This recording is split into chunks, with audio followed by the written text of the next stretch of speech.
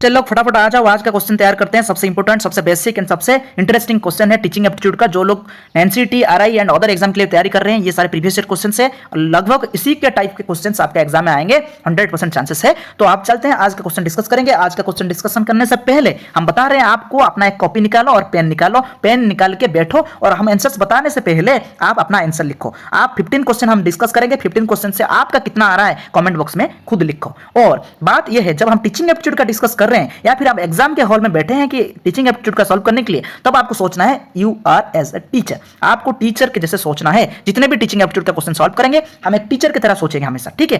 पहला बात यह है, हम देखेंगे क्या है यहाँ पे। हम देखेंगे पहले क्वेश्चन का आंसर क्या होता है। Which of the following statement is correct. हम देखेंगे यहाँ पे कौन सा स्टेटमेंट है जो करेक्ट है। देखो बहुत पहला जो है, क्लास यहाँ पे बोला गया कि क्लास 6 का एक स्टूडेंट को क्लास 8 का स्टूडेंट बहुत अच्छा पढ़ाता है, टीचर से भी बहुत अच्छा पढ़ाता है। आप एक टीचर की तरह सोचो, एक ऐसा स्टेटमेंट कितना दूर आपको अच्छा लगता है। तो नेक्स्ट जो है ओनली टीचर्स कैन टीच, मतलब ओनली जो टीचर है ना वही पढ़ा सकते हैं। ऐसा हो सकता है क्या? नेक्स्ट देखेंगे, silence in the classroom is an indicator of good teaching. हाँ, कभी कभी क्लास में बच्चे साइलेंटली सुन रहे हैं तो एक क्लास में गुड टीचिंग मतलब अच्छा पढ़ाई हो रहा है, तो यह हम सोच सकते हैं। अब बच्चे लोग पढ़ रहे हैं तो यह हम बता सकते हैं। नेक्स्ट है, noise reflects the bad classroom control. एक नॉइज आ रहा है क्लास से, तो मतलब ये क्लासरूम ठीक से कंट्रोल नहीं हो रहा है, एक बैड क्लासरूम है। नहीं, ऐसे बता नहीं सकते। कभी पढ़ाते टाइम मुझे बच्चे जब इंटरेक्ट होते हैं तो चिल्ला चिल्ला के बोलते हैं, पढ़ते हैं, तो ये नहीं हो सकता है। तो हम स्टेटमेंट करेक्ट देखें तो ये हो सकता है, क्या है? Silence in the classroom is an indicator of good teaching. बच्चे लोग साइलेंटली पढ़ रहे हैं तो इसका मतलब एक गुड टीचिंग का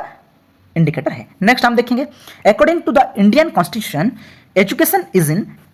ये सोचना पड़ेगा आपको। यहां पे हमारा 3 लिस्ट है, एक है यूनियन लिस्ट, एक है स्टेट लिस्ट और एक है कॉन्करेंट लिस्ट। देखो बच्चे लोग, एजुकेशन जो पार्ट है ना, एजुकेशन किसके लिस्ट में आता है? सेंट्रल गवर्नमेंट के लिस्ट में आता है, स्टेट गवर्नमेंट के लिस्ट में आता है, या फिर कॉन्करेंट लिस्ट। कॉन्करेंट लिस्ट मतलब यहाँ पे यूनियन मतलब central government plus state government दोनों मिलकर एजुकेशन को देखते हैं। तो कौन देखते हैं? एजुकेशन आता है कॉन्करेंट लिस्ट में। तो ध्यान रखना बच्चे, ये बहुत इंपॉर्टेंट क्वेश्चन है, एग्जाम में आने का बहुत चांसेस है। ये सेंट्रल गवर्नमेंट के हाथ में नहीं है बस एजुकेशन, बस स्टेट गवर्नमेंट के हाथ में नहीं है एजुकेशन। एजुकेशन जो होता है ना, दोनों को हाथ में है। वो जैसे ये होता है कॉन्करेंट लिस्ट, ठीक है। नेक्स्ट देखेंगे तो ये होगा नंबर 3।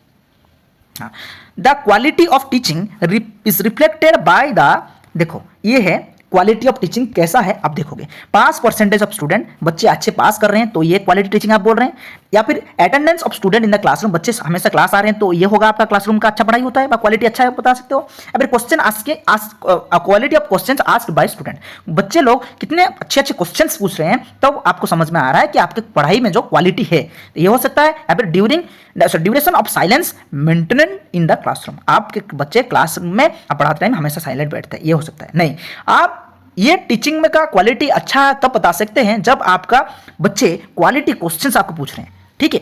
ऐसा नहीं है कि आपका टीचिंग इफेक्टिव होगा, आप बस जाके रट्टा लगा के आ जाओगे वहां पे कि बच्चे साइलेंट बैठे होंगे, कुछ समझ में नहीं आएगा, छोड़ देंगे, आ जाएंगे। नहीं, क्वालिटी टीचिंग तब होगा जब बच्चे लोग क्वालिटी क्वेश्चंस पूछ रहे होंगे, ठीक है। Next, according to the national education policy 2020, यहां पे क्या है? द ग्रेड 11-12 को हम रखे हैं सेकेंडरी लिस्ट में। हम नेशनल एजुकेशन पॉलिसी के ऊपर एक वीडियो बनाएंगे, ठीक है। Next, the best time to evaluate a students performance is, जब एक स्टूडेंट का इवेल्यूएशन आपको करना है तो ये बेस्ट टाइम कब होता है? आप आंसर लिख लो, हम बता रहे हैं। देखो, through out the instruction process, आप जब इंस्ट्रक्शन दे रहे हो उसी इंस्ट्रक्शन कंप्लीट होते होते आपको फटाफट बच्चे को इवेल्यूएट कर देना है। आपको आप आज पढ़ा रहे हो, 15 दिन के बाद इवेल्यूएट करोगे, आज बता रहे हो, फटाफट पढ़ाने से पहले क्या करोगे? आप पूछोगे। अब पढ़ाने के बाद कब पूछोगे पता नहीं, और कब होगा ये पता नहीं। तो आप क्या करें? Through out the instruction process, आप पढ़ाते पढ़ाते बच्चे को इवेल्यूएट करना है कि बच्चे को समझ में आ रहा है या नहीं, उनका परफॉर्मेंस कैसा है, ठीक है। नेक्स्ट हम देखेंगे तो आंसर क्या है? 4 गया है, ठीक है। नेक्स्ट देखेंगे, the structure of education as per the national education policy, इसलिए हम बोल रहे हैं कि नेशनल एजुकेशन पॉलिसी के ऊपर हम वीडियो बनाएंगे। इसका स्ट्रक्चर है 5+3+3+4, ठीक है। Next, which of the following is the lowest cognitive domain, बच्चे लोग कॉग्निटिव डोमेन के ऊपर एक वीडियो बनाएंगे हम लोग।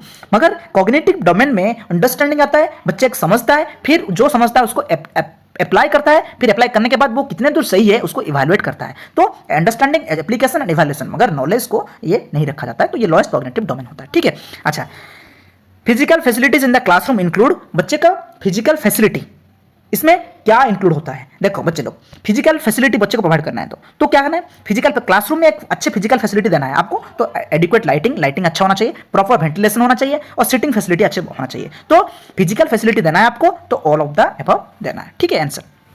Next, universities imparting education only at their central campus are आर कॉल्ड। आपको पता है कि जब यूनिवर्सिटी सेंट्रल कैंपस में सारे कुछ एजुकेशन को इंपॉर्ट करता है तो ये जो होता है ये सेंट्रल यूनिवर्सिटीज होते हैं। सेंट्रल कैंपस मतलब सेंट्रल यूनिवर्सिटी, समझ में आ रहा है। Next, which of the following is not a learning research. इसमें से कौन सा ऑप्शन है जो लर्निंग रिसर्च नहीं है। लर्निंग रिसर्च क्या होता है बच्चे लोग, जब पढ़ाते टाइम हम लोग यूज करते हैं टीचिंग एड्स, हम बता सकते हैं इस चीज को। नहीं, क्या है, आप पढ़ाने के टाइम हम बहुत सारे टॉयज दिखा के बच्चे को पढ़ा सकते हो, टेक्स्ट बुक दिखा के पढ़ा सकते हो, वीडियोस दिखा के पढ़ा सकते हो, मतलब टीचिंग मेथड होता है, ये मेथड होता है, ये लर्निंग रिसर्च नहीं है। तो आंसर क्या होगा, 3 होगा। Next, Which of the following question is at understanding level। इसमें से कौन सा क्वेश्चन है अंडरस्टैंडिंग लेवल। मतलब क्या है बच्चे, आप पढ़ा रहे हो, पढ़ाने के टाइम बच्चे को पूछोगे what is noun, what is the unit of force, ये लिखे नेम ऑफ द कैपिटल। इसमें क्या है, ये अंडरस्टैंडिंग नहीं है बच्चे। इसमें से आपको आना है बच्चे कितना याद रखा, मतलब कितना रट्टा लगाया, ये कितना याद रखा, ये होता है, ये अंडरस्टैंडिंग नहीं होता है। तो अंडरस्टैंडिंग क्या है, कितना समझा। तो आप कोई आंसर पूछोगे तो वो क्रिटिकल एनालिसिस करके या फिर क्रिएटिव थिंकिंग करके उसको कैलकुलेट करके, जैसे कि add 5 pencil and 3 pencils, 5 pen and 3 pencils, इसको वो क्या करेगा, अपने कितना अंडरस्टैंड क्या है तो उस हिसाब से वो जो भी करके इसको आंसर बताएगा। तो यह एक क्वेश्चन होता है अंडरस्टैंडिंग लेवल का क्वेश्चन, ठीक है। नेक्स्ट, जवाहरलाल नवोदय विद्यालय, ये जो होता है जेएनबी